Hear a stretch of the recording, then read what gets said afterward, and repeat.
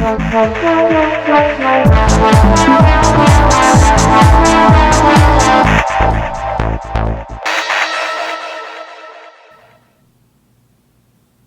YouTube and welcome to Turmoil in the Toybox. I'm your host Aaron Hauser, and today we're going to be reviewing the NECA Godzilla 2014 24-inch head-to-tail deluxe figure.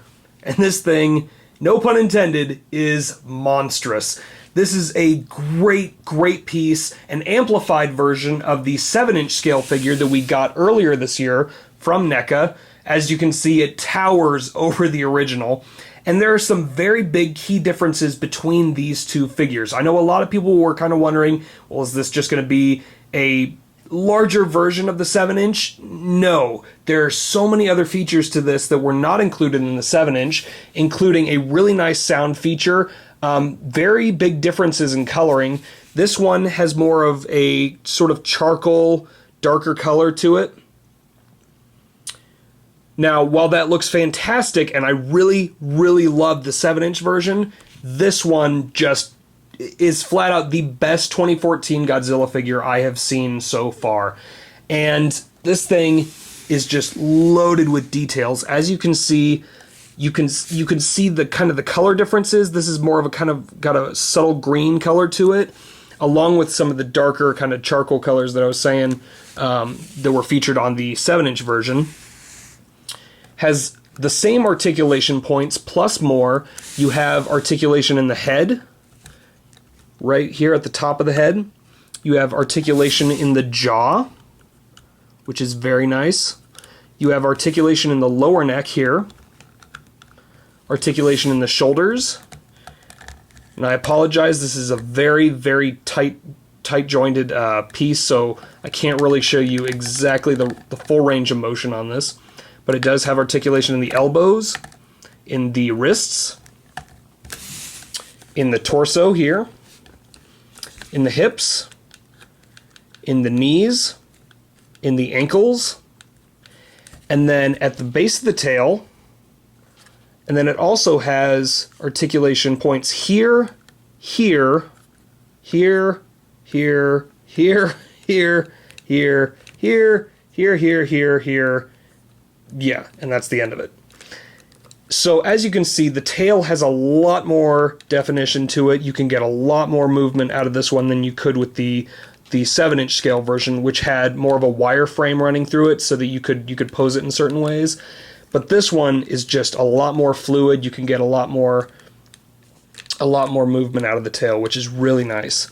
And then at the base of the tail here, right here, hidden is a small sound feature, and if you press that, you get the roar of the 2014 Godzilla.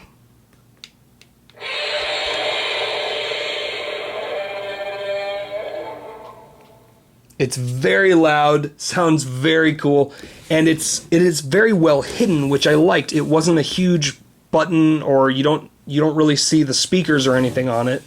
The speakers are hidden under the back in the lower tail portion here, as well as the battery compartment, as you can see. And then this guy is just so well detailed. I can't get over it. You can see all the definition in the scales better.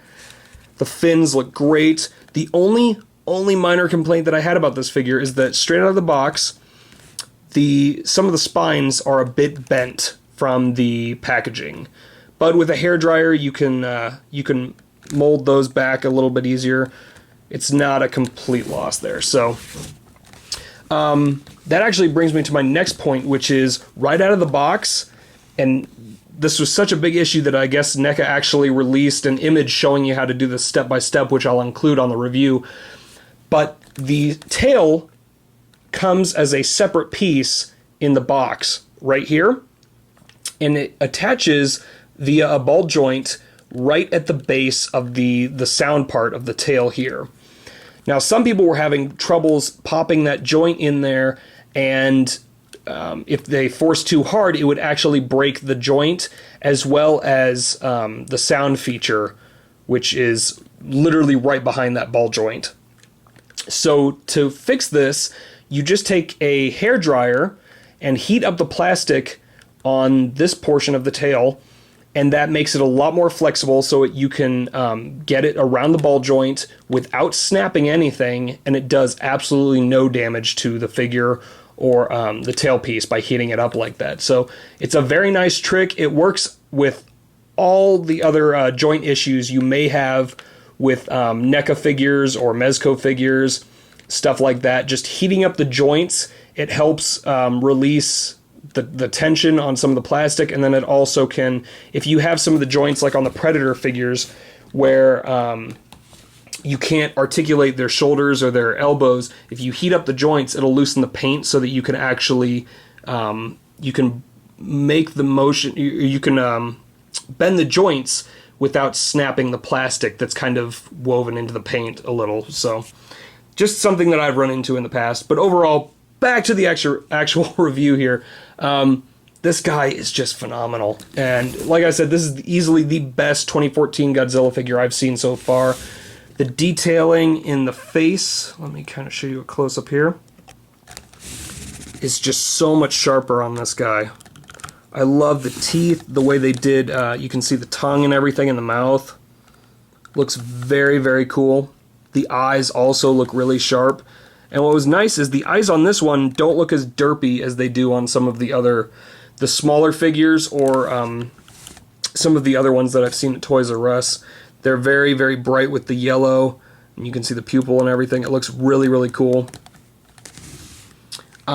Yeah, just overall, the detailing is so much more vivid on this figure.